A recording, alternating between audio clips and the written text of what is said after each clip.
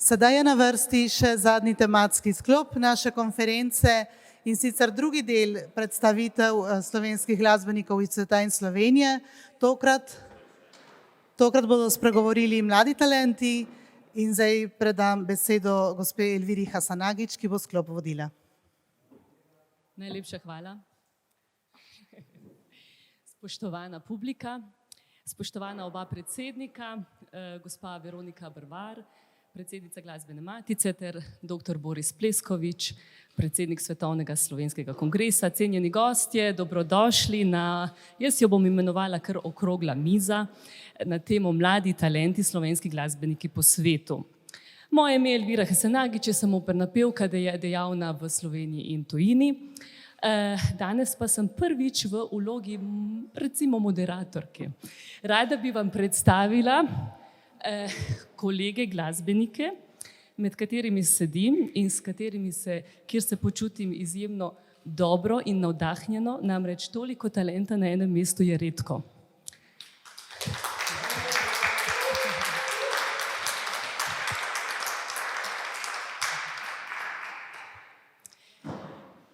Tako, dovolite mi, da jih na kratko predstavim.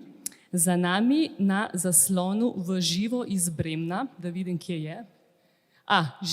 Živijo Ema Bajc, članica Bremenske filharmonije. Po končanem konzervatoriju je študij flavtistka, študij flavte nadaljevala v nemškem mestu Mainz, po diploma pa na konzervatoriju van Amsterdam. Po bogatih izkušnjah kot članica različnih mednarodnih orkestrov je svoje mesto našla v Bremenski filharmoniji pod taktirko šefa dirigenta Marka Letonje. Kot pravi Ema, Marka Letonje na avdiciji ni bilo, je bil pa prijetno presenečen, ko ga je na prvi skupni vaji v slovenščini nagovorila. V živo se nam ni mogla pridružiti, ker je sredi vaj za Don Carla. Ema, dobrodošla. Živijo. Se slišimo dobro? Vse slišimo. Laufa vse z internetom, super. Vse laufa. Danes so bile cel dan na liniji, ker je rekla, ne vem, kako bo šlo to, a bo laufal internet, in si je celo sposodila računalnik in stanovanje od kolegice glasbenice, ki ima kabelsko povezavo. Na moji levi pozdravljam Petro Kovačič, violinistko, članico Dunajskih filharmonikov in orkestra Dunajske državne opere. Odraščala je v glasbeno navdahnjeni družini, ki je od malega spodbujala in se tudi zelo angažirala, da je dobila pravo in zadostno pedagoško podporo, ki jo je usmerila najprej na glasbeni konzervatorij v Ljubljani, potem pa naprej na študij na Dunaj. Izpopolnjevala se je na različnih seminarjih pri slovitih violinistih, 2016 pa uspešno opravila avdicijo in postala članica skupine prvih violin Dunajske državne opere. Od februarja 2019 pa je polnopravna članica Dunajskih filharmonikov. V ponedeljek je igrala ob fantastični Marti Argerich Schumannov klavirski koncert ter 4. Brucknerjevo simfonijo. Koncert, za katerega Petra pravi, Schumann je fantastičen. Brucknerja pa tudi, če ne bi igrali. Petra, dobrodošla.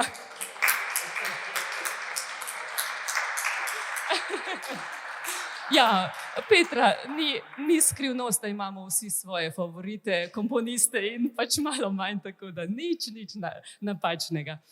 Tako, ker imajo dame prednost, bom kot naslednjo predstavila Lucijo Krišelj, violinistko, članica orkestra Tonhalle Zürich, ki jo vidimo na zaslonu na tej strani. Živijo, Lucija.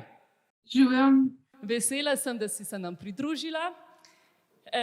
Lucija je diplomirala iz violine na Akademiji za glasbo Univerze v Ljubljani, nato pa študij nadaljevala solistično specializacijo na Visoki šoli za umetnost v Zürichu.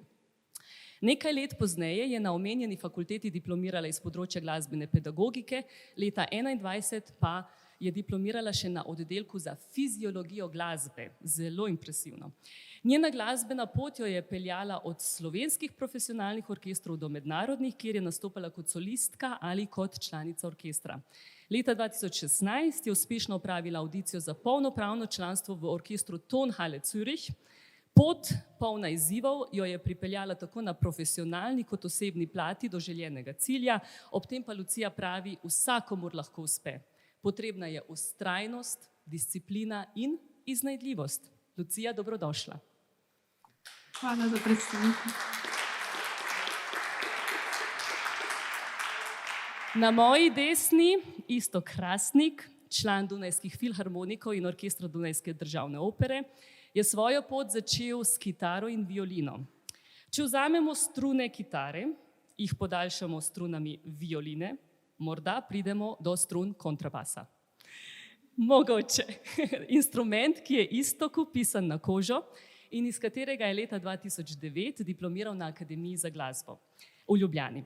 Igranje v orkestru se je začel učiti že kot otrok, v času študija sodeloval v orkestru Akademije za glasbo Ljubljana, Simfoničnem orkestru Slovenske filharmonije, v različnih mednarodnih orkestrih, poklicno pot pa je začel v Simfoničnem orkestru RTV Slovenija, kjer je kar nekaj let nastopal kot solo kontrabasist.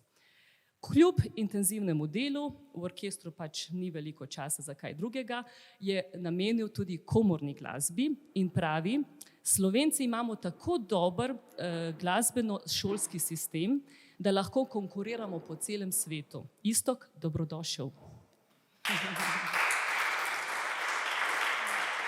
Na koncu naj predstavim še enega kitarista, ki pa se je od strun, vsaj tistih, ki se jih lahko fizično dotaknemo, poslovil ter se posvetil drugačnim strunam, namreč glasilkam. Jaka Mihelač, baritonist, član Berlinske državne opere. Kot omenjeno, se je Jaka prvotno posvetil kitari in opravil srednjo glasbeno šolo iz kitare. Petje ga je vedno zanimalo. To strast je poglobil najprej z zborovskim petjem, nato solo petjem. Naenkrat ga je petje popolnoma prevzelo in kot sam pravi, postal sem popolnoma obseden s petjem. Medtem, ko je kitara nabirala prah v kotu, je Jaka diplomiral kot bariton na Akademiji za glasbo. Uspešni nastopi na mednarodnih tekmovanjih so mu omogočili avdicijo v finalnem izboru za operni studij v Berlinski državni operi, ki jo je seveda uspešno opravil, kmalu pa tem pa so mu ponudili tudi mesto v ansamblu. Trenutno je Jaka v zasedbi Straussove opere Ariadne auf Naxos, ki jo pripravlja opera Ljubljana. Pravi, da imamo pevci najlepši poklic na svetu. Jaka, bolj se ne bi mogla strinjati. Dobrodošel.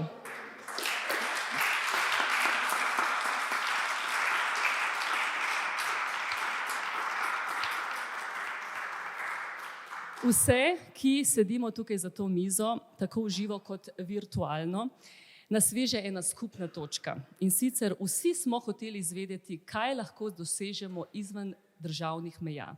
Kaj je tisto v tujini, ki nas naredi kot umetnike, kot glasbenike morda boljše? Kaj je tisto, ali lahko konkuriramo s svetovnimi glasbeniki? Kaj je bil tisti moment, dragi glasbeniki kolegi, ki je na vaših poteh, ki so izzvali tisti pogum, da se podate v neznano? Kakšni so bili izzivi na teh poteh? Pa začnimo morda kar z Emo. Ema, šla si iz Ljubljane v Mainz. Potem si, tudi to ni bilo dovolj, potem si šla v Amsterdam. Tam si delovala v kraljevem orkestru Koncertgebaua Amsterdam. Potem si iskala nove izzive in našla stalno mesto v Bremenski filharmoniji.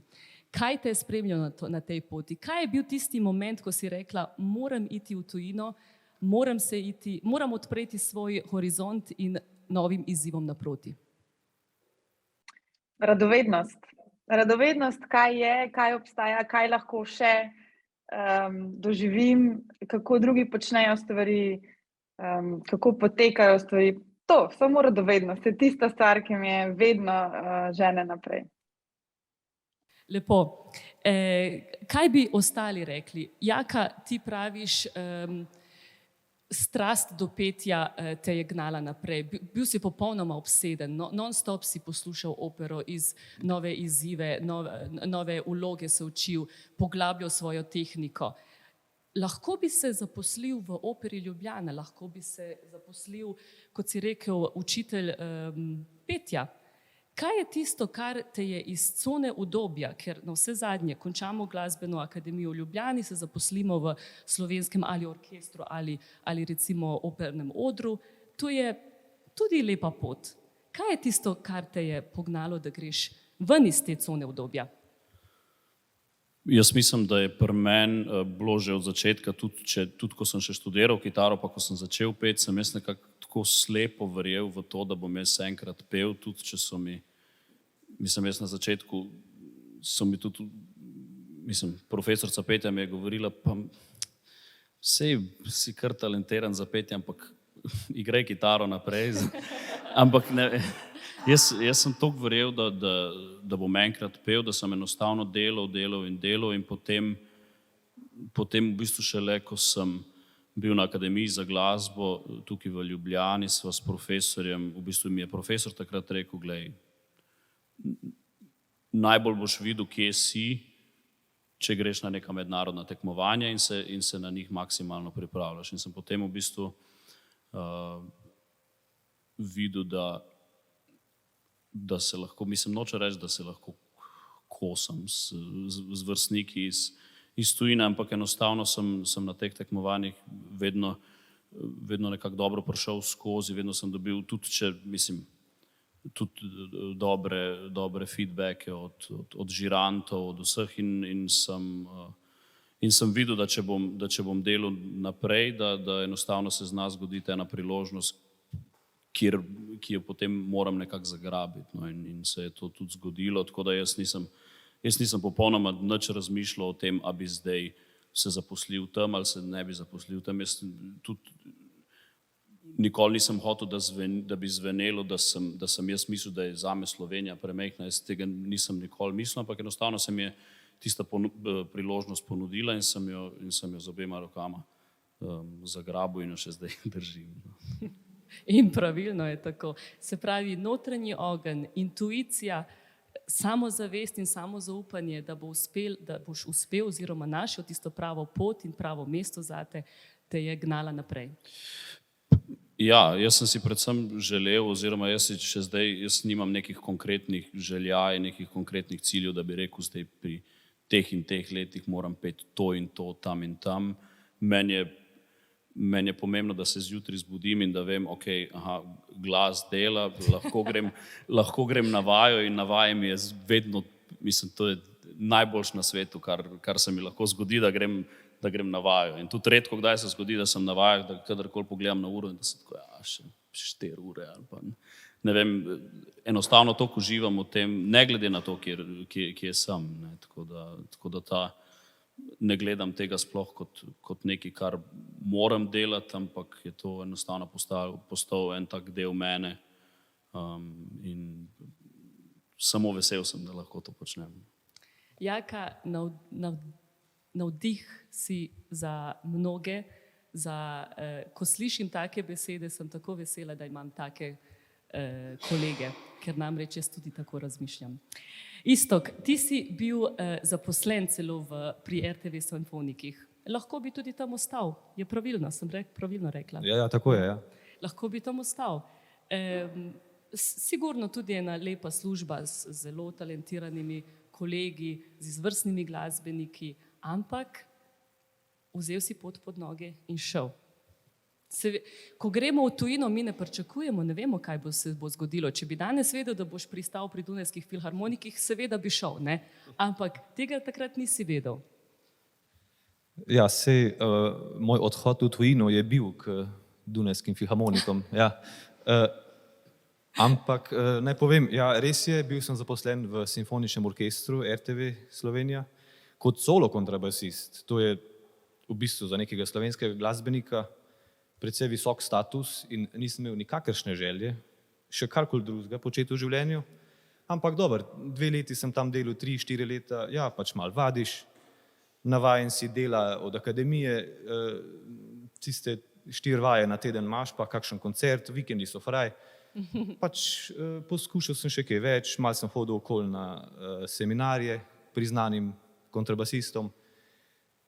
Poskušal sem tudi recimo v Berlinu prideti do orkestra, ampak mislim, da ni uspel, zato sem tudi mislil, ja, pač zgubiti nimam kaj, bom probal še pač na Dunaju, ne, sicer to je bilo kako leto ali dve zatem. Sem se zelo intenzivno pripravljal, ker sem rekel, če že grem, da bom dal pač vse od sebe in nekako je kar ratalo, ja. Pač v bistvu samo ena audicija, pač iz nič pridem tja in celo življenje se obrne v čist drugo smer. Seveda sem vzel to službo, nisem rekel, ja bom ostal v radiju, ja, ampak lahko bi čisto enostavno lepo živel v Ljubljani, imel lepo življenje, tudi plača je bila čisto v redu, ja, in me pot ponesla tja. Super. Petra, tvoja pot se zdi, da je bila kar začrtana. Mama je kar nekaj časa vedela, kaj bo iz tebe. Bila je tista oseba, ki te je zelo podpirala v življenju, tudi sama, zelo navdahnjena glasbenica. Si vedela, oziroma je bil to vedno tvoj cilj, Dunajski filharmoniki? Ja, mogoče se ne bi tako izrazila. Moja mama je zelo ceni glasbo, oziroma je sama zelo prizadevna amaterska glasbenica. Moji mami je bilo zelo pomembno, da bi njeni otroci znali peti, zato ker je pač glas ena podlaga za kakršnokoli muzikalnost, ki pride kasneje, za katerikoli drugi inštrument. In želela si je, da pač vsi otroci znamo igrati en inštrument kot del splošne izobrazbe. Sicer pri nas je bila ta mogoče malo drugačna scena, ker jaz prihajam iz Tolmina in v Tolminu pred dobrimi mogoče 10 leti ni bilo pouka violine. Tako da mi smo se 2-krat na teden vozili v Novo Gorico na ure violine in zato, ker so pač moji starši vlagali svoj čas, denar in so imeli oni eno iniciativo, so zahtevali od mene ne, da bom postala profesionalna violinistka, ampak da se jaz z delavnostjo oziroma s svojim pristopom oddolžim za to, kar mi oni dajajo. Nisem pa vedela, ali bom glasbenica ali ne. Na začetku je bilo vadenje zelo težko, ker pač violina gre tako zelo počasne. Pri klavirju se prvi začetki ne slišijo tako grozen, kot na godalih. Pač tipko pritisneš, mogoče ni glih najlepši ton, ne, ampak pri violini je pa tako, da ena roka dela nekaj, druga dela nekaj drugega, ne, preden je koordinacija tam, pa vse škripa, pa en dan pač ne moreš igrati samo po eni struni, pa ne veš, kaj je narobe, pa ne moreš vaditi. Tako da začetki so bili zelo težki in mi ni bilo nič v veselje preveč vaditi. Tako da moja mama po moje se je trudila sem zato, da bi pač videla, da bi me naučila bolj tega, da če nekaj vlagam, da nekaj bo. Po moje jaz sem upala, da ne bo šlo čist v drugo smer, da pač se ne bi naučila čiste ene druge izkušnje. Ampak pol, ne vem, proti koncu osnovne šole se mi zdi, da je tudi meni vadenje postalo zelo bolj v izziv, oziroma pač jaz sem tako zelo zvedav človek, jaz se tudi zelo učim zelo rada, v šoli sem bila vedno zelo pridna in tudi pol sem zelo rada vadila. Tako da jaz sem pol proti koncu osnovne šole začela tudi zelo sama vaditi in v bistvu mi je bilo pol, ko sem se odločala za kako bom šla naprej, kar malo težko, ne vem, zdaj pa reči, zdaj pa ne bom več violine igrala. Tako da pol sem v bistvu se odločila, da bom delala 2 šoli vzporedno, da vzamem eno klasično gimnazijo, bila sem na Škofijski klasični gimnaziji v Šentvidu, pa srednjo glasbeno sem delala za zraven, tako da za ziher. Pač če bom glasbenica, če ne imam pa še nekaj drugega v ozadju, ne. Pol v gimnazijskih letih se je pol to skristaliziralo. Zdaj mogoče jaz sem drugačna od ostalih kolegov tukaj, zato ker jaz sem že študirala v tujini. Jaz sem šla od doma pri 18 letih, ker enostavno sem si želela dobiti eno širino kulture, ki je Slovenija nažalost zaradi svoje populacije oziroma pač majhne glasbene scene ne more ponuditi. Na Dunaju recimo je ogromno število oper, sta 2 operni hiši, so vsaj 3 velike koncertne hiše, kjer so v bistvu koncerti minimalno enkrat na dan, večkrat tudi po več koncertov na dan. Tako da ponudba te kulture, ki jo more en študent oziroma nekdo doživeti, tudi z druge strani, ne sem kot sam, ko stojiš na odru, mi je bila zelo pomembna. To je bila prva odločitev, druga odločitev, ne bi rekla, da je bila odločitev, ampak ko zdaj vidim, pa mi je mogoče bilo v študentskih letih zelo težko, zaradi tega zelo pogosto, je bila ta osamitev. Ker vsak glasbenik oziroma vsak umetnik rabi en točno določen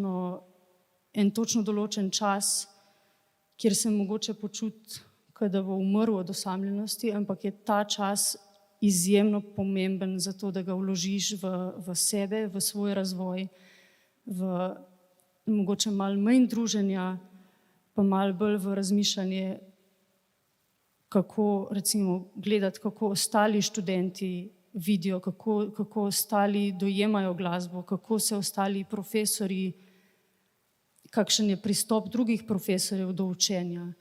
Recimo, če imam jaz en tehničen problem, pogledati, zakaj ne gre, kako bo šlo drugim, zakaj gre drugim boljš, oziroma kaj lahko pač ta profesor mi da, kaj mi lahko da drug profesor, in recimo pač filtrirati te informacije, recimo to tudi ni ena stvar, ki jo lahko narediš zelo na hitro.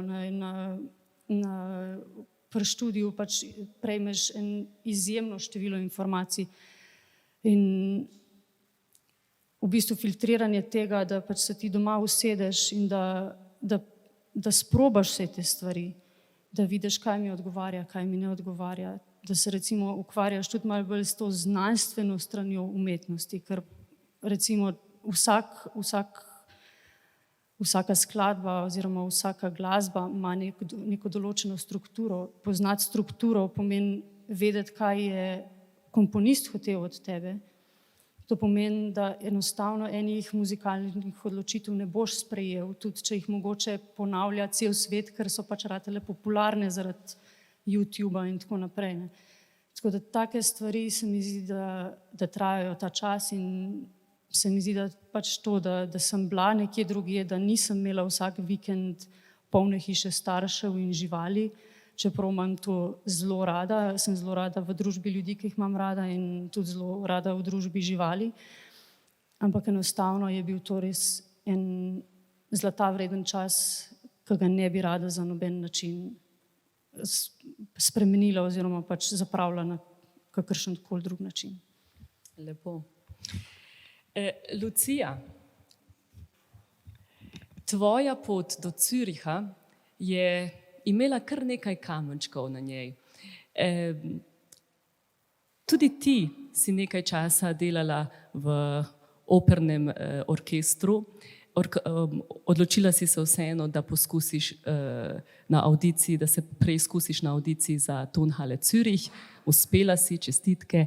Ampak kaj je pa tisto, nam lahko malo še več poveš o tvoji sami poti? Kako je bil tvoj študij, kaj se je takrat zgodilo, pot nazaj v Slovenijo, pa pot nazaj v Zürich. Opiši nam to pot malo. Ja, živim. Jaz sem že z vstopom na akademijo, sem imela veliko srečo, da sem bila prvič povabljena igrati v Slovensko filharmonijo. In potem sem nekako najprej honorarno sodelovala med časom študija, in kasneje sem se tudi proti koncu bachelorja tam tudi redno zaposlila. In tako pač moje življenje kar nekaj časa teklo, par let. Potem pa sem začela razmišljati, kako, če je pa vendarle zame še kaj drugega na planu, ali pa če bi tudi igrala sem v tem mladinskem orkestru Gustav Mahler. Tako da sem malo povohala tujino, pa malo spoznavala, kako so stvari drugje.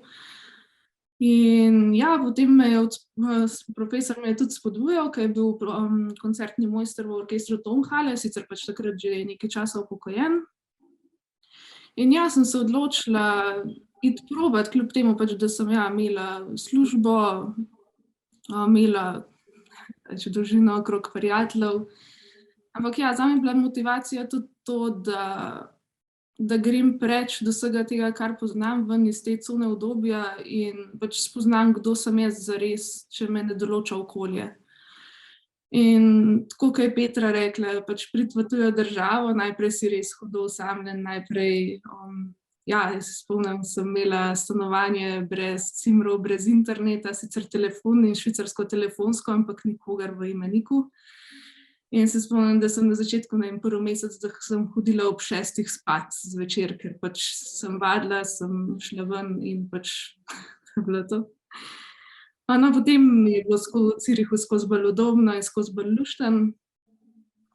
Ampak je le to država, ki ni v Evropski uniji, tako da ostaneš, moraš biti študent. In jaz sem tudi tja šla študirati na specializacijo, ampak to se je na neki točki končalo. In vedno je bilo potem vprašanje, a bom zdaj dobila službo nekje, a bom šla v Slovenijo, a bom šla naprej študirati. Tako da to je tudi en razlog, zakaj imam toliko nekih diplom in v bistvu sem tudi potem na neki točki začela doktorat. Ja, ampak potem je pa prišla korona in je bilo vse to še malo bolj nejasno in tudi moj partner je Slovenec, tako da sem se med korono sem se vrnila v ljubljansko opero. Sem pač naredila audicijo za namestnika koncertmojstra. Ampak potem še vedno sem hrepenela potem, da bi šla nazaj v Švico. Tudi prej sem bila toliko časa že tam in ne vem, preden sem šla prvič, so mi starši rekli, ja, domov vedno lahko prideš. Doma sicer pač potem k staršem domov ne greš več, nekaj, če ni tole zadnja možnost. Ja, ampak priti nazaj v Slovenijo ni bilo zame tako lahko, ker sem, ja, navadila sem se življenja v tujini in sem pač potem skozi hrepenela v tem, da bi šla nazaj. In potem sem rekla, da grem še enkrat probati mi druge na audicijo za Tonhalle in takrat sem potem bila uspešna. Ja. Super, Lucija. Veseli smo, da si bila uspešna, tako kot smo veseli za vse ostale goste, ki ste naredili res zavidljive audicije in imate zavidljiva mesta v svetovnih orkestrih in svetovnih odrih. Ja, dar, poslanstvo, ki ga je treba znati prepoznati in ga temu primerno ceniti, ter se po najboljših močeh truditi talent osmišljati z delom vsak dan, svoje poslanstvo neprestano živeti. Besede Robausa, profesor Robausa, ki jih je Jaka delil z mano in ki jih zelo cenim. Vesela sem, da en profesor svojim študentom take besede naprej podaja.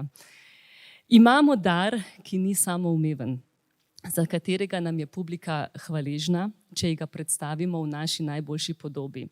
Vendar kako priti do te predstavitve na najvišjem nivoju? Vemo, da od znanja in marljivosti ni vse odvisno. Je to sreča? Biti na pravem mestu v pravem času? Ali je v ozadju mogoče še kaj drugega? Kdo nas definira kot dobre? Je to publika? So to tekmovanja, strokovna žirija? So to kritiki, menedžerji, agenti, morda že prej profesorji? Jaka, kaj je tisto, kar ti praviš, oziroma, pardon, tako, lotila se bom pri Emi. Ema, ti si en zelo dober izraz, Jaka, tudi ti prideš na vrsto, en zelo dober izraz si imela in sicer ti se imenuješ glasbena podjetnica, tega te je naučil Amsterdam. Zakaj se imenuješ tako? To je zelo velika beseda, jaz bi prej rekla, da se še iščem v tej pojmu besede, ampak ja, Amsterdam me je naučil takega razmišljanja, zaradi tega, ker kaj se dogaja v Amsterdamu je to, da glasbeniki ne delujejo samo v smeri proti neki ustanovi ali orkestru ali akademiji. Ne? To ni edina želja glasbenikov. Po večini so zelo samoiniciativni. In tudi država oziroma mesto podpira samoiniciativne projekte mladih in pač njihove ideje. Tako da to je bil en razlog, zakaj sem se začela zanimati tudi za to smer, biti glasbenik v tej smeri. Druga stvar je pa bila pandemija, v kateri se je v bistvu vse postavilo na glavo. Jaz sem si vedno želela biti v orkestru, torej zaposliti v orkestru in imeti stalno službo v orkestru, ker je to pač bilo nekaj sigurnega in ja. Potem pa v času pandemije, jaz sem ravno takrat zaključila svoj magistrski študij in ko bi jaz pravzaprav lahko začela z avdicijami za službe, za zaposlitev, je vse to nekako ustavilo. In glede na to, da sem bila na Nizozemskem, je tudi prehod držav v sosednje države bil zelo težek oziroma drag predvsem. In ja, to me je nekako postavilo v pozicijo, v kateri sem morala razmišljati, kaj še lahko kot glasbeniki počnemo, ne? Da ni samo igranje v orkestru ali pa učenje, pa kako še lahko na svojo iniciativo podajamo glasbo. In tako da mislim, da je bila to ena kombinacija države oziroma mesta, ki sam po sebi to zelo spodbuja, in pa potem tudi pandemija oziroma ta situacija nesigurnosti, kaj sploh bo, kako bo sploh šlo naprej, ali bomo lahko se sploh usedeli v orkester, vsi skupaj 130 članov, ali bo to sploh še možno. In ja, se mi zdi, da zaradi tega mi je ta del, podjetniški del glasbenika tudi postal zanimiv. Odlično. Zdaj se bom pa vrnila na Jakata.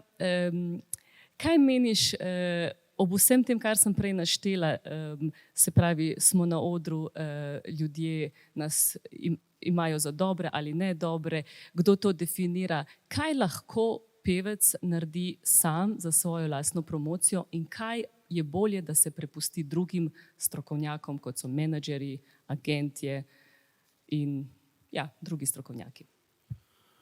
Zdaj, jaz mislim, da je pevski svet, kar se tega tiče, tudi nasplošno v klasični glasbi čisto ena panoga zase, ne? Ker je vseeno biti recimo sploh v operi, moraš ti prodajati svoj inštrument ne samo slišno, ampak tudi vizualno, ne? Kar pomeni, da je zelo specifično pri režiserjih, pri agentih, pri takih ljudeh, ki za produkcije oziroma za projekte iščejo točno, imajo nek okvir, kaj želijo ne samo slišati, ampak kaj želijo tudi videti, ne? Tako da je to, in se mi zdi, da je to vedno bolj pomembno v smislu rušenja stereotipov, da lahko pevec se postavi na sredino odra in da potem baletniki okrog njega delajo predstavo zanimivo, ne? Se mi zdi,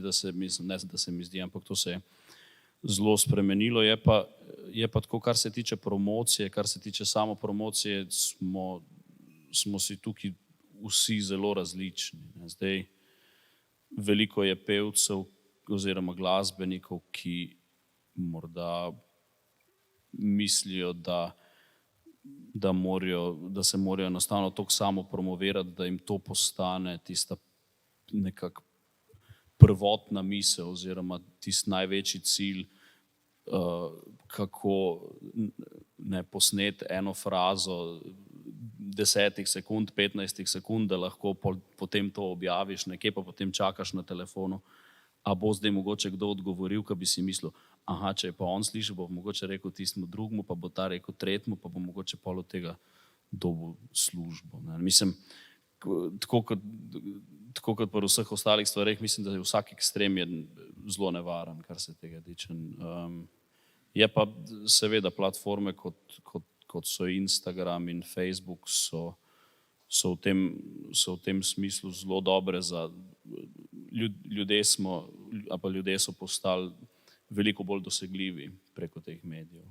Ti lahko vidiš, kaj dela ena operna hiša, ker ima vsaka operna hiša svoj Instagram, ti lahko vidiš, kaj dela tvoj idol, kako izgleda nekako njegovo življenje oziroma kako naj bi izgledalo, ne? To je tudi ena stvar. Zdaj recimo vem, da imajo veliko kolegov pevcev, ima ljudi, ki so za njih zaposleni in potem za njih delajo to promocijo na socialnih omrežjih, tako da tudi ne veš, a zdaj to on objavlja ali tega on ne objavlja. Ne vem, mogoče izkušnje, ki sem jih jaz dobil, so take, da na koncu je vseeno kvaliteta posameznika, glasbenika samega enostavno najbolj pomembna od vsega, ne? Jaz Jaz osebno nimam ne Instagrama, ne Facebooka, pa kar gre. No. Mislim, ampak da se tudi tako. Ne. Je pa enostavno eno veliko vprašanje, kako se znajti v vsem tem morju informacij. Ne. Tudi kar se tiče, ne vem, ne se ni samo v glasbi, to, kar se tiče recimo v času pandemije, ko je kar naenkrat se res izpostavilo, da ima nekdo, ki ima na Instagramu 1 milijon sledilcev, kar naenkrat veliko večji glas in veliko večji vpliv na ljudi, kot pa stroka, kot pa ljudje, ki so se s tem ki so toliko in toliko časa vlagali, da so se naučili enega poklica, ki bi lahko morda pomagal, pa potem ti nekdo reče, da če ješ solato, da se lahko od tega pozdraviš. Mislim, ne vem, enostavno take stvari, ki so iz ostalih področij, je tega tudi veliko na glasbenem področju. Ne. Tako da se zgodi in je dobro, da si sam nekako aktiven, da se promoviraš.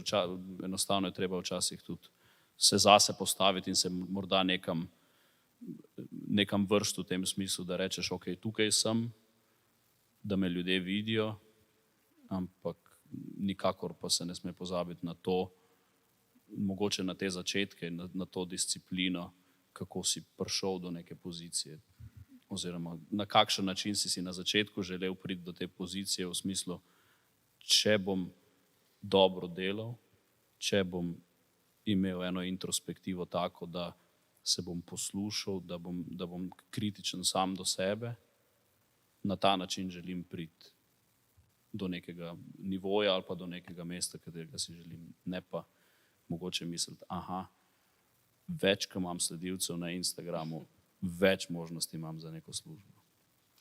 Ja, to mislim, da je trenutno mogoče generacijska stvar instantnih pevcev, ki tudi mislijo, da se čez noč razvije operni pevc. Moja izkušnja je, da mi na sebi lahko delamo zelo veliko, seveda, in se trudimo vsak dan, ampak lahko pridemo samo do ene določene točke. Si ti istega mnenja, če se pripravimo in smo v bistvu na najboljšem možnem nivoju za nas osebno, pridemo do enih določenih vrat, naslednja vrata pa le morajo odpirati drugi za nas. Vsekakor, vsaj do neke točke v karieri, kjer potem mogoče lahko res sam vse kontakte vodiš. Enostavno je, obstaja toliko nekih različnih opernih institucij na svetu in vse so nekako med sabo povezane, sploh kaj pa vem, mislim, opere v Italiji so ena druga zgodba kot opere v Nemčiji in to je ali pa opere v Franciji in vse se nekako dela preko agencij.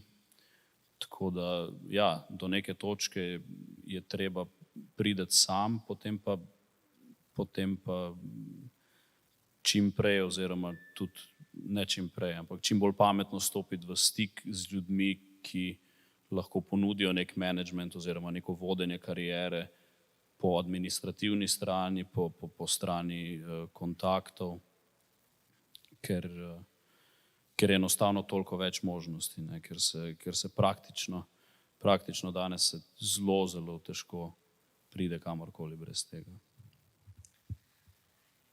Iztok, omenil si, da je glasbeno-šolski sistem v Sloveniji izredno močan, izredno na dobrem nivoju.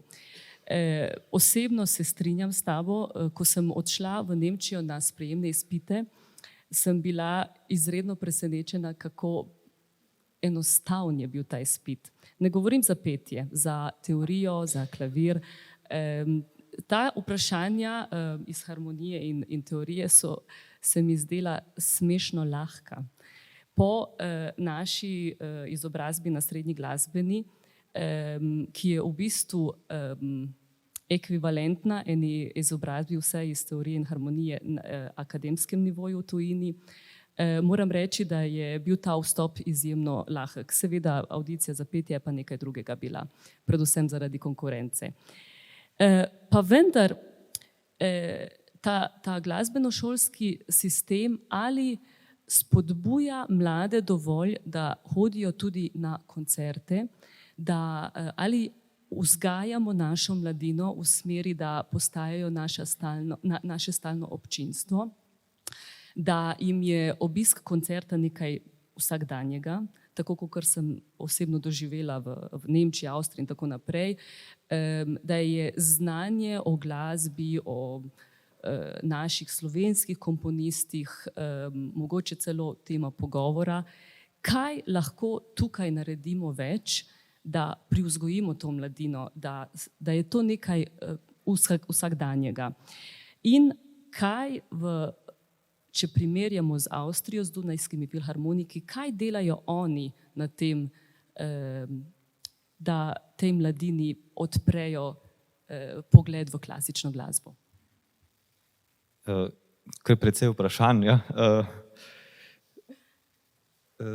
Mislim, da je potrebno, da tudi v Sloveniji se dogaja, da imajo šole organiziran obisk koncertov. Ne vem, kakšne situacije, to vi veste bolj, ampak ko sem bil jaz še v glasbeni šoli, smo šli, mislim, da enkrat, dvakrat v Cankarjev dom poslušati matinejo, ali igra radijski orkester ali Slovenska filharmonija.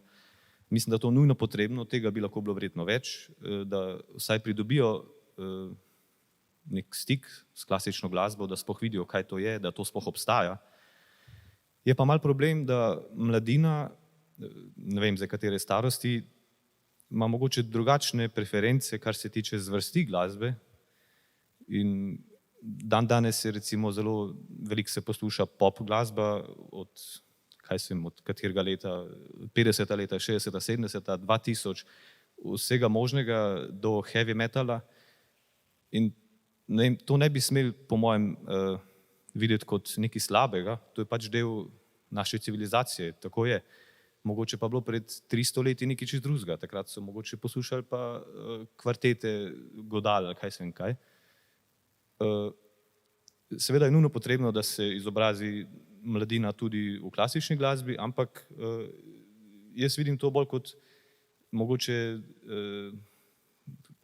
kako se reče, da je to samo stvar starosti.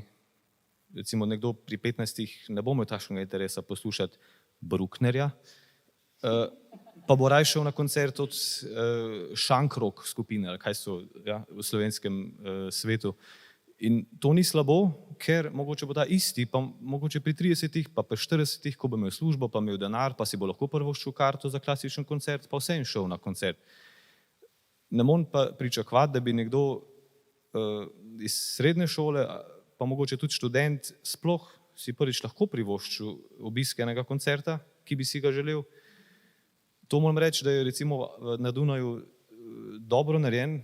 Ko sem jaz prišel na Dunaj pred 10 leti ali še več, sem bil presenečen, lahko sem šel v opero za 3 evre, katerokoli opero poslušati, pa ne bo to Wagner, ki traja 6 ur, seveda na stojišče. Ampak postavil si se v vrsto, mogoče 1 uro pred predstavo in si čakal, da si dobil tisto karto in si šel v opero za 3 evre. Mogoče danes stane 4 evre. To recimo pogrešam v Sloveniji, ker bi verjetno marsikater študent izkoristil to priložnost, tudi Cankarjev dom, da bi bila neka stojišča, ampak to je verjetno kompliciran sploh uvesti. Ja, mislim, da sem to odgovoril na to zadnje vprašanje. Drugače pa glede same izobrazbe v Sloveniji, to sem hotel poudariti, moram reči, da če ne bi bil tak sistem, jaz ne bi nikoli bil tle, kjer sem danes. Ker pač moja družina mi ne bi mogla omogočiti niti šolanja v glasbeni šoli, kaj šele pol na srednji šoli, kaj šele na akademiji. In sploh, da pride nekdo iz takega okolja, kot sem jaz, to je iz vasi, da pride do tega, kjer je danes, to ni samoumevno. In je dobro funkcionira v Sloveniji to, da ima praktično vsak otrok v osnovni šoli skoraj da možnost obiskovati glasbeno šolo. In To recimo pogrešam gor na Dunaju, ker imam sam zdaj otroke in vidim, da je precej bolj kompliciran spraviti otroka do glasbene šole, ker gor sploh ne obstaja nižja glasbena šola. Gor imaš ti pač šolanje, imaš glasbeno šolo, tudi sistem je drugačen, da grejo otroci pri 10 letih že v gimnazijo, torej menjajo šolo, to je ekvivalentno naši predmetni stopni v osnovni šoli, ampak gor ne obstaja nižja glasbena šola kot pri nas 6 let, ki ni samo, v Sloveniji ni samo glasbena šola inštrument, ampak imaš ti tudi, kot si omenila, teorijo, kar moram povedati eno štorijo. Pred enim tednom sem vprašal mojega sina, ki zdaj 4. leto že hodi v glasbeno šolo, igra klavir 3 leta, zdaj začel fagot. Sem ga vprašal, ko je vadil klavir, notno črto ima 5 črt. Sem ga vprašal, katera nota je to na sredinski črti, in ni vedel. Vprašal sem ga, katera je to na prvi črti, ni vedel. Kaj pa pod prvo črto? Ja, to je menda D. Aha. Pa ni sam kriv. Pa je to normalno, to ni nič nenavadnega. Je čisto uspešen, kot na klavirju in na drugih inštrumentih igrajo tudi violino. Ampak mislim, sprašujem se pa, kako je to možno, da sem jaz lahko to je bila pripravnica, mislim, takrat na glasbeno šolo, v tem času, ko sem bil v mali šoli, to je v bistvu 1. razred danes, ne, v Sloveniji. Mi smo se te stvari učili takrat.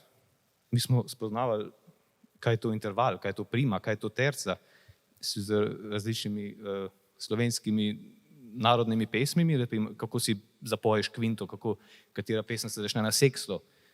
To se gor v Avstriji sploh ne učijo.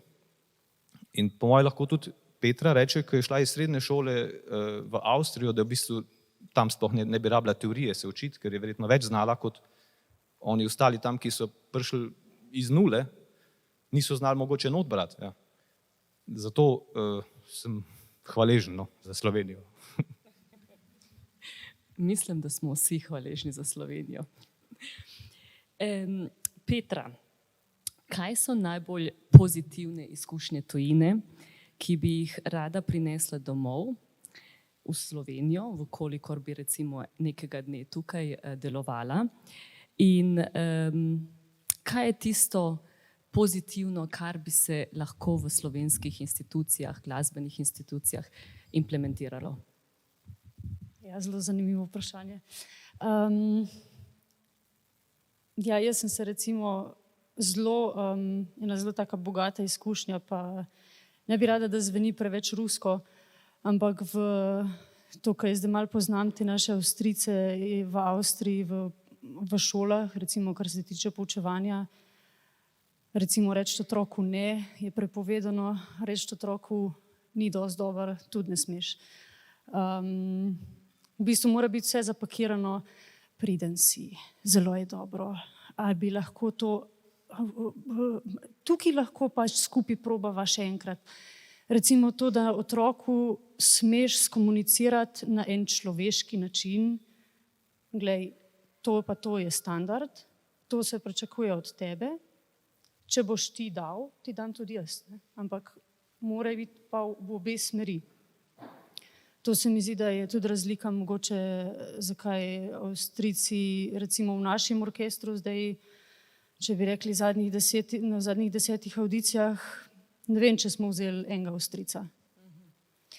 Pač take stvari pol kažejo tako malo, statistika tudi, ne. Sicer ne pove dosti, ampak pove toliko malo, da si lahko pač ostalo predstavljaš. Zdaj, kar bi jaz dodala, kar lahko naše inštitucije spremenijo, kar mogoče Iztok ni omenil, pri nas imamo eno goro enih koncertov za otroke. Obstaja opera za otroke. To so operne predstave, ki so skrajšane vse opere na dolžino 1 ure. V bistvu oni igrajo vse hite iz opere, igra tudi, ne vem, maksimalno 10 ljudi, je komorna zasedba, to je komorni orkester, tam imajo par pevcev, ki to zapojejo na hiter. Otroci ponovadi tudi tako, ne vem, meni se zdi, da sedijo na tleh, ne. Je tako, da je bolj tako družinsko vzdušje, da tudi recimo, da otrok dobi, da je vključen, da ima občutek, da je del tega. Ne, da pač prideš v inštitucijo, zdaj se pa used, pa moraš 3 ure tako sedeti, pri 10 letih, ko vsi vemo, da otroci ne morejo. Ne. In da je ta element vključenosti, da je element tega, da je fajn, da se gre, da se pač sreča tam ljudi, da se sreča ostale. Ja, je treba biti tih, ampak na koncu recimo je tudi druženje, lahko se gre na tortico, recimo, pač jaz sicer nisem zelo pristaš tako nagrajevanja s sladicami, ampak recimo take malenkosti, ne, da otrok začne povezovati kulturo s tem, da je to del življenja, da je fajn, da se gre tja. Torej opera, v bistvu mi nismo, to je del opere, ki nismo mi zadolženi za igranje tega, ampak kolegi iz orkestra, ki ponavadi igra na odru. Smo pa mi zadolženi kot filharmoniki za nedeljske koncerte, ki se odvijajo pred našim nedeljskim abonmajem, ponavadi med 9 in 10 uro, kjer so otroci, recimo vsaka osnovna šola ima program, ki se pol, recimo, jaz sem sodelovala zadnjič, ko smo imeli temo Šeherezada, se vzame recimo, mi kot filharmoniki se zberemo, je priredba Šeherezade za 5 ljudi, in so spet samo tiste najbolj znani izseki, ampak otroci recimo prihajajo iz mogoče malo bolj revnih družin, prihajajo mogoče iz becirkov, kjer nimajo drugače možnosti slišati koncerta, ker si starši ne morejo privoščiti. Mogoče pač tudi recimo je to, da spada to še bolj v asimilacijo tega, ker so pač starši prva generacija priseljencev, recimo, da tudi nimajo stika z evropsko kulturo, če prihajajo z Bližnjega vzhoda in tako naprej. Ne? In ti otroci se potem v šoli 1 mesec pripravljajo na ta dogodek. Oni imajo malo plešajo, recimo naredijo eno koreografijo, pri likovnemu rišejo ali slikajo grad Šeherezado, potem delajo kostume, imajo tudi dramaturgijo vmes, nekdo povezuje, oni mali igrajo vmes, tako da v bistvu to je res en tak dogodek, če imajo učence, ki znajo inštrument igrati, lahko igrajo zraven kakšno točko. Tako da to recimo, tak pristop se mi zdi zelo koristen, ki bi ga pač recimo lahko Slovenija zelo v prid uporabila, ne? Ker v bistvu stane nenačno. Mogoče pač to stane plačati 5 glasbenikov za eno vajo in prideš 1 uro pred koncertom tja, ampak pač to, koliko pa tem otrokom to pomeni, ne, je pa in sploh kar pač, da ti ugradiš neko zanimanje za eno generacijo, je pač naložba v prihodnost, ampak ne v prihodnost naslednje leto, je naložba v prihodnost 30 let za tem, ko bojo ti ljudje dobili prvo plačo in bojo razmišljali, a bi mi šli na koncert ali ne bi. Ne? Popolnoma se strinjam. Danes sem imela en zelo zanimiv pogovor s kolegico sopranistko, ki prireja opere za otroke.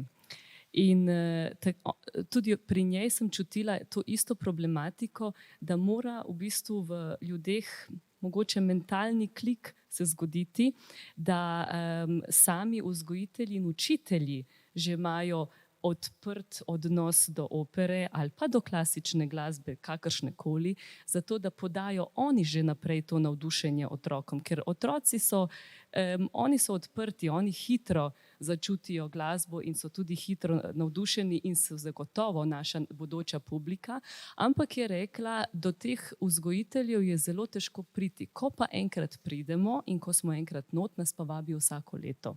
Tako da mogoče malo več pogovorov z vzgojitelji pa z učitelji, mogoče je to pravi pristop. Lucija, ti imaš izkušnje tako v slovenskem orkestru kot v tujem orkestru. Kakšen je odnos do sodelavcev, do institucije, vodstva, ter kakšna je komunikacija v sklopu teh institucij doma v primerjavi s tujino? Sem se malo bala tega vprašanja, ker so bila še druga, pa sem mislila, da bo potem kakšno drugo prišlo na vrsto. Ampak ja, se mi zdi, da orkestri, pač to, kar sem jaz izkusila, Pa sem igrala, ne vem, tudi v Ciriški operi, pa v RTV-ju, pa še marsikje. So, ja, na en način zelo podobni. V tem pač, da je to zelo veliko enih posebnih ljudi na kupu, zdaj v tujini pač to zelo internacionalno, doma mogoče pač lokalni karakterji. Tako da je vedno ena taka pisana druščina, ja, in ta dinamika dela v orkestru, pač to, da sediš zraven, pač ne, da si niti ne odprta pisarna, ampak si praktično sediš z nekom na 30 centimetrov razdalje. In to se mi zdi, da v vsaki skupini pač prinese in veselje in še kaj drugega. Bi pa rekla, da mogoče zdaj pač, ko sem v Tonhalle, pa tako pač v tujini tisto, kar sem jaz izkusila, da je mogoče malo večja odgovornost do dela samega. Tudi, ne vem, Tonhalle na primer ni v celoti financiran od kantona, občine, kogarkoli, pač mi smo tudi odgovorni za velik del financiranja in se to potem tudi v vodenju orkestra in v teh projektih se to, se mi zdi, malo, mislim, se pozna. Tudi, ne vem, razlika je, da v Sloveniji sicer pač s tem se probamo ne ukvarjati, ampak nekako pridejo vsake toliko časa na plano komentarji, ja, pač, da orkestri, da to pač, da je kurjenje javnega denarja in da pač, da to, no, pa pač to, vsi tukaj vemo, da ni res, da je to pač naložba v marsikaj. Tako kot je Petra rekla, tudi pač v mlade ljudi, v prihodnost države. Tako da vseeno v Tonhalle mogoče pač le, ker so Švicarji malo drugačni od Slovencev na način, v Švici je kultura pač ena dobrina, ki je le malo bolj cenjena kot pri nas. In tudi orkester ima tako v mestu, ne vem, bilo je eno vprašanje, ki mi je bilo malo ljubše, kako Švicarji, kako te sprejmejo kot tujca, in jaz bi rekla, da s tem, da sem jaz v Tonhalle in da sem umetnica, se mi zdi, da pri njih tako v njihovem srcu, ki je pač mogoče le malo bolj varovan in zaprt in tako, da se tako ena iskrca prižge, zaradi tega, ker oni poznajo Tonhalle, oni vejo, da umetniki v Švici so tujci, ne.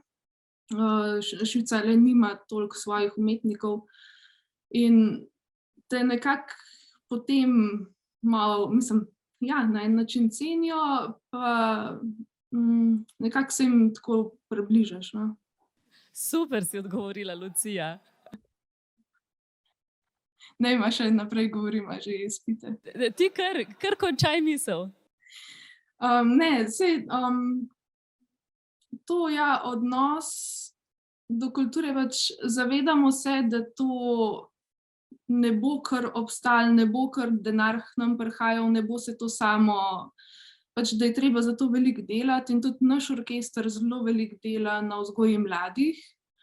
Mi imamo na primer tudi koncerte, to za te šuler koncerte, ne, koncerte za osnovnošolce, ker na primer se vse to, kar je Petra rekla, pa pri nas na primer tudi se otroci pač pri glasbi se učijo pesence peti, pač kakšne švicarske ali pa pač Mojsterjaka, pa tako pa kanon. In potem na primer oni pojejo, Tonhalle jih pa spremlja. In te koncerti so pač vedno razprodani, zaradi tega, ker pač pridejo vsi iz familije pogledati, kako njihovi pač ta mali pojejo v Tonhalle in pač to je vedno pač ful luštno in tako pač ena taka stvar, no, ki jaz v Sloveniji nisem videla, pač, da bi filharmonija naredila koncert, pa da bi pač osnovnošolci peli. In tudi otroci se počutijo tako, no, del, pa na odru so, pa veliko jih tudi igra inštrumente, samo pač s petjem je najlažje logistično speljati, ne. Jaz tudi mislim, da je to odlična ideja. Berlinska filharmonija ima eno podobno stvar in sicer Sing mit koncert in sicer si izberejo vsako leto ponavadi so to oratoriji, recimo nazadnje so imeli Verdijev Requiem in se lahko vsi zbori amaterski seveda pridružijo, ali pa kdorkoli pride pet, sicer se mora naučiti, ne more kar neki pet, ampak tisti koncerti so tudi vsi popolnoma razprodani. Mislim, da to bi bilo tudi za slovenska tla nekaj zelo zanimivega. Jaka, kaj pa ti praviš? Kaj je tista razlika med slovenskim odrom in tujim odrom, opernim odrom, ki, ja, kje so tukaj razlike v komunikaciji? V teatru se vsi tikamo, mogoče je že to prva stvar. Kje vidiš ti še razlike?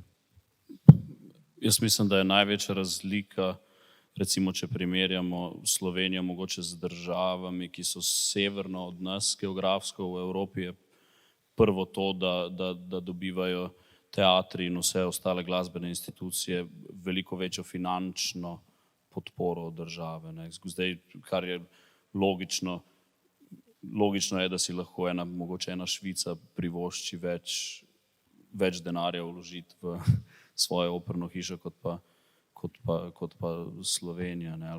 Oziroma, če na tej, ampak spet, če drugače primerjamo, si lahko ena Slovenija sigurno več privošči vlagati v kulturo kot ena država južno od nas, recimo. Ne. Ampak kar se tiče pa... Jaka, te lahko sem malo prekinem. A pa misliš, da je to res samo državna stvar, ali bi se mogoče lahko te institucije tudi na nek drugačen način pridobili financiranje? To je bilo tisto prvo, kar sem hotel reči. Drugo pa, predvsem se mi zdi, da je en odnos do dela in do tega, kaj pomeni naš poklic, da je zelo drugačen v tujini. Ne. V smislu tega, da se mi zdi, da se tam ljudje veliko bolj zavedajo, da enostavno s tem, ko ti delaš v eni instituciji, ko si na enem mestu, kjer te ljudje prihajajo poslušati, kjer ljudje v bistvu ne glede na to, a kupijo karto za 5 evrov ali pa kupijo karto za 200 evrov, da je to neka odgovornost tudi do njih, ne, seveda. Da je veliko manj tega, da si človek misli, zdaj sem recimo v orkestru od Filharmonije, zdaj pa zadnji koncert sezone, ne bom niti inštrumenta domov nosil do te prve vaje v naslednji sezoni. Ne. To sem slišal eno anekdoto iz orkestra tukaj, nisem se z tega. In tudi kar se tiče mogoče vzgoje mladine ali pa vzgoje bodoče publike, se mi zdi, da seveda so super ideje za vzgajanje tiste najmlajše publike. Zdaj jaz vem, da recimo Berlinska državna opera ima svoj otroški zbor in svoj otroški orkester. In njihov otroški orkester recimo igra enkrat na sezono igra s šefom dirigentom, ne, Barenboim jim dirigira in zdaj lahko si, kakšen si bo mislil, pa glih Barenboim dirigira otrokom, zelo drugače se obnaša do njih, ker do tistih ljudi, ki so potem starejši. Ampak kar sem jaz recimo pogrešal takrat, ko sem hodil na srednjo glasbeno šolo, je bilo pa predvsem to, da sem imel vedno občutek nekako, da so vse matineje in da so kamorkoli greš, lahko je to Cankarjev dom, lahko je to, vem, da smo šli parkat v opero in razen ene predstave, ko so nas peljali na Črne maske Marija Kogoja, kjer je kolega Vidic takrat, mislim, to je bila taka fantastična predstava, da se prav spomnim, da smo se mi pogovarjali, ko smo prišli ven iz opere, o moj Bog, ne, to je res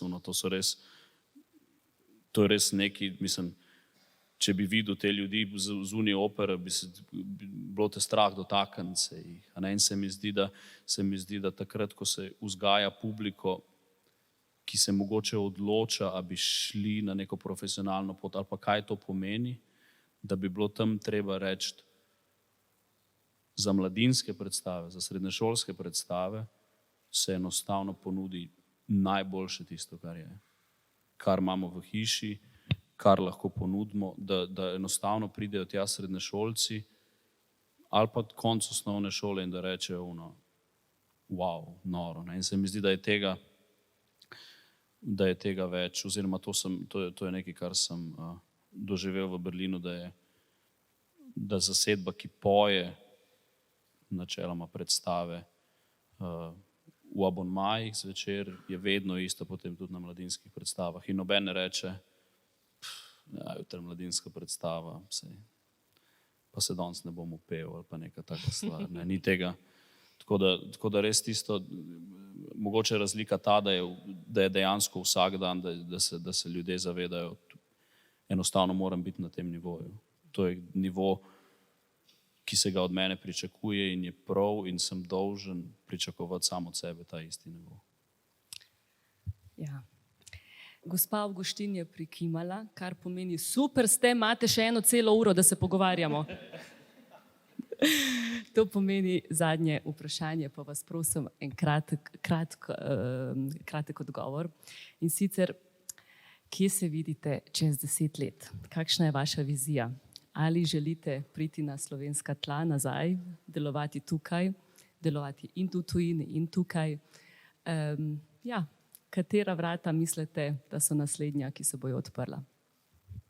Ema, ti si danes naša prva.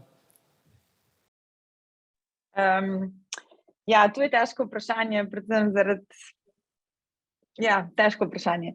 Vsekakor si želim čez 10 let biti v velikem orkestru, ni pomembno, je to tujina ali je to doma, pravzaprav, ampak trenutno se mi zdi, da je v tujini, da sem še vedno lačna po tej raznolikosti, ki jo nudi tujina, tako da se mi zdi, da bo to ostala za nekaj časa še tujina.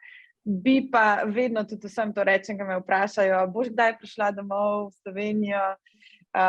Vsekakor si želim, ker Slovenija je do zdaj še vedno najlepša država, v kateri sem živela in ima toliko lepih narava je čudovita, mesta so lepa, tako da nekoč si želim se vrniti nazaj v Slovenijo.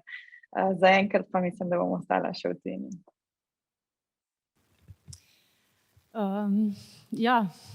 Za 10 let naprej je zelo težko govoriti, ampak tako, kakor izgleda zdaj, jaz bi si zelo želela priti nazaj v Slovenijo.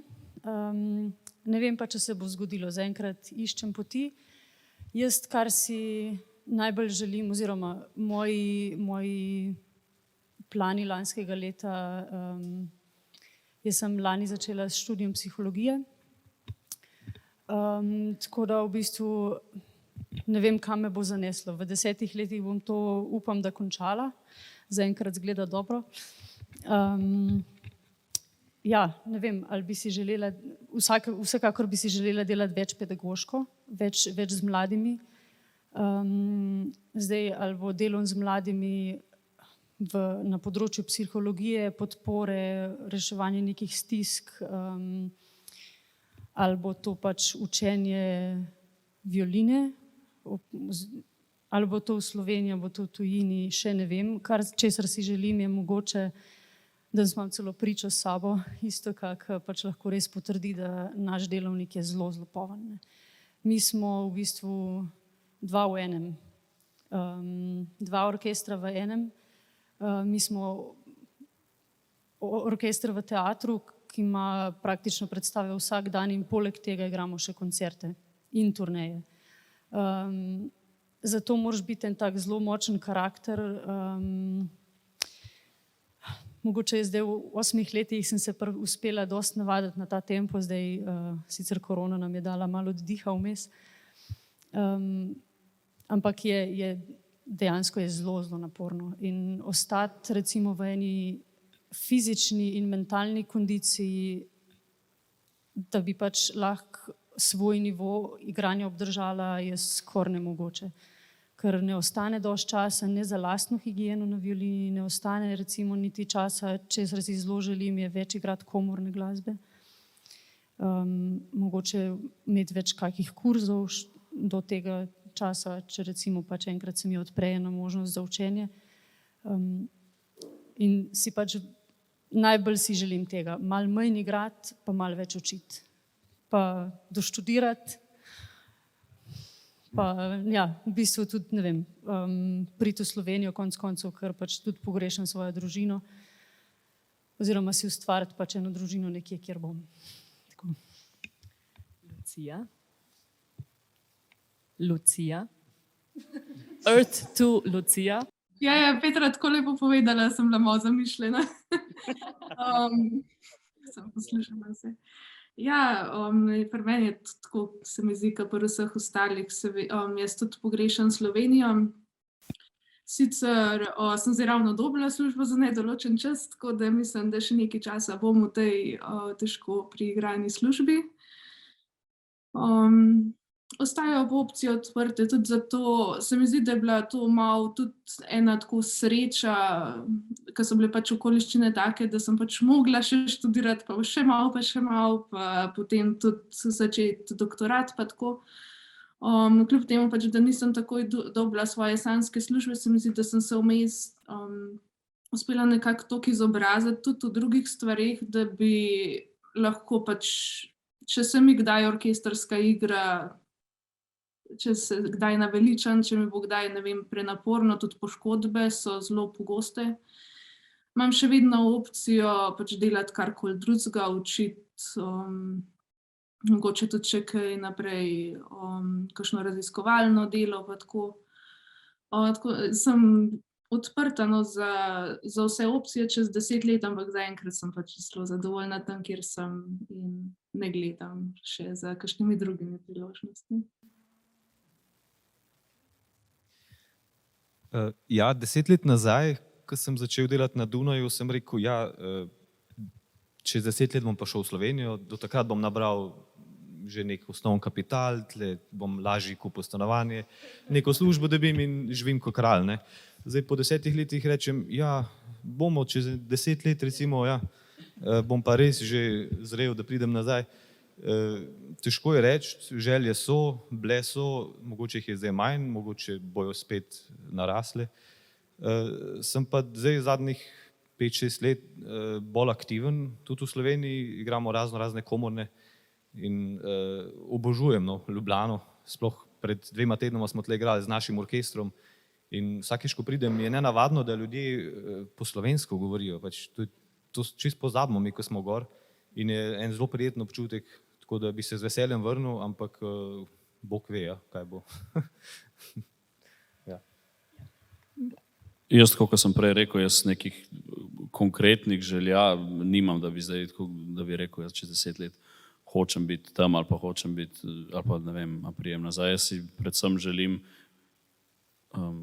še naprej početi to, kar počnem. Jaz imam tudi možnost v bistvu veliko potovati, kar mi zelo ustreza, zelo se dobro počutim v svoji matični hiši v Berlinu in nasploh v tistem mestu tam.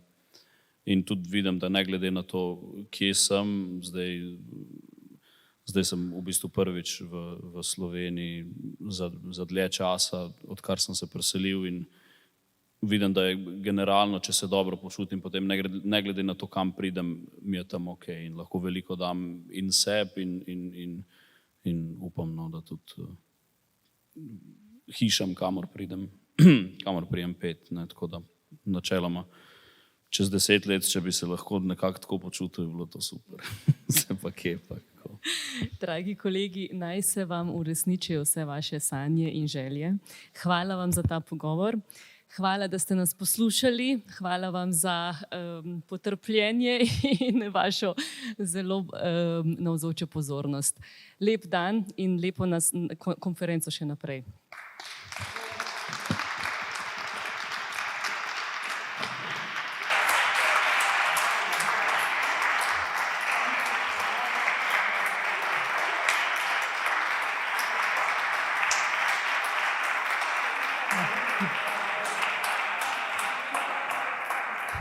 Najlepša hvala gostom za sodelovanje. Zdaj pa še nekaj obvestil. Ob 18:15, se pravi 5:45, se bomo zbrali tukaj pred vhodom v Atrij za ta ogled glasbene Ljubljane, ki ga bo vodila Veronika Brvar. Ne pozabiti na koncert, ki bo ob 20. uri. Jaz vsem zahvaljujem, da ste bili z nami do konca, sedaj pa še čisto na koncu predam besedo predsednici Glasbene matice pa predsedniku Svetovnega slovenskega kongresa.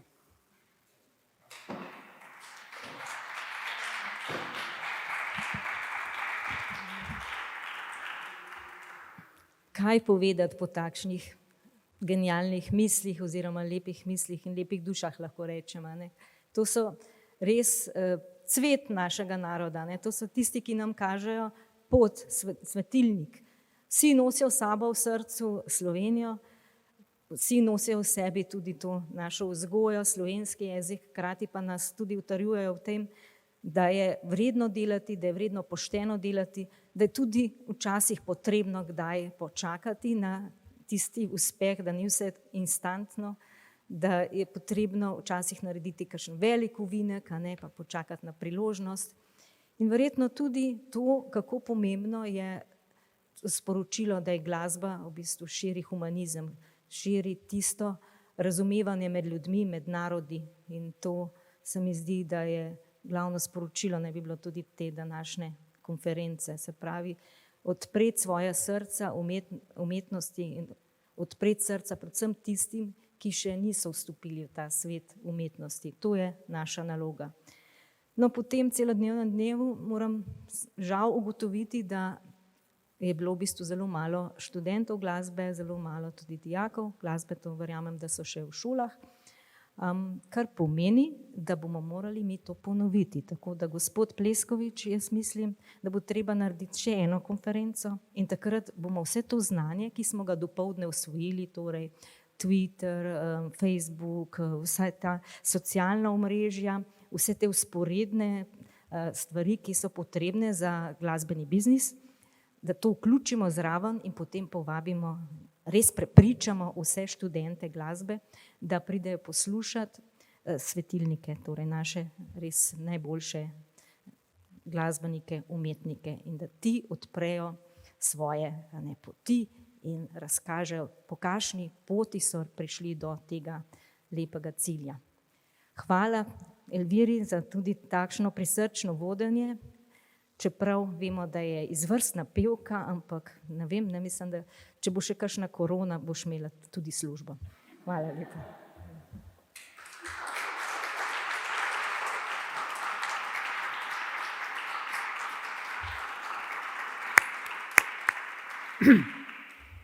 No, jaz bom čisto kratek, ampak jaz bi rad to povedal, da je bila ta konferenca odlična, ne zaradi Veronike pa Svetovnega kongresa. Veronika pomagala veliko teh izjemnih talentov nam najdeti, ampak zato, ker imamo take odlične, izjemne glasbenike po svetu. Zato je bila odlična konferenca.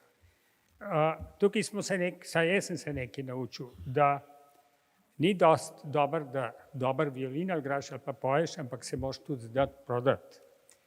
Da ni Thomas Alva Edison je rekel, veliki inovator, da talent, da 10% je inspiracija, 90% pa respiracija. In da če hočeš biti dober, si šlo v tak talent, se moraš tudi potruditi in garati za to.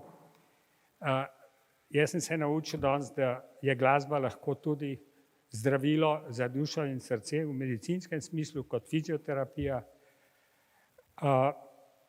Pogrešam, da ni več študentov, ker sem jaz študiral v Bostonu, na Harvardu, smo včasih mogli študirati po 80 ur na dan, ampak če so bili vrhunski predavatelji, pa ni nujno Nobelovci, ampak tako, ko so bili danes tukaj, smo mi, če ni bilo prostora, na tleh sedeli, čeprav si imel zjutraj izpit ali pa si mogel delati še kolokvije pa naloge. Tako da imamo pa eno rešitev za to, vsa ta konferenca je bila posneta na spletu, bo na naši spletni strani in vi, ki ste profesori ali pa ljubitelji glasbe, povejte svojim študentom, se ni treba, da si vse ogledajo, ampak ene bo zanimal Al Filipič, ene bo zanimal Insko, ene bo zanimal nekdo drug, šef okteta, Vidic, Jaz bi še nekaj rad povedal. Jaz sem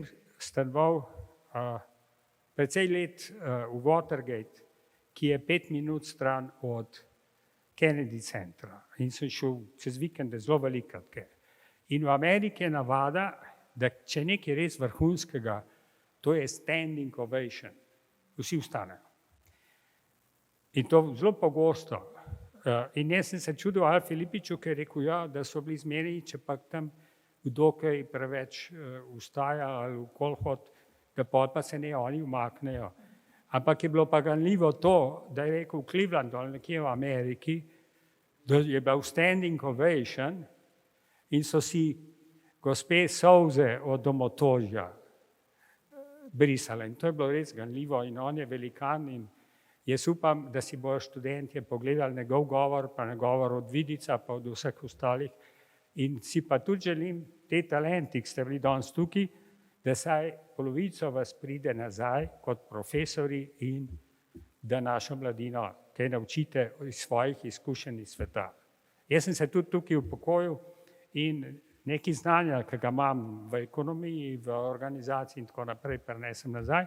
Na koncu pa bi se rad zahvalil Sonji Avgustin, glavni sekretarki, Nini Farlan in Lukatu, našim sodelavcem, ki so logistično speljali odlično to konferenco. Hvala lepa.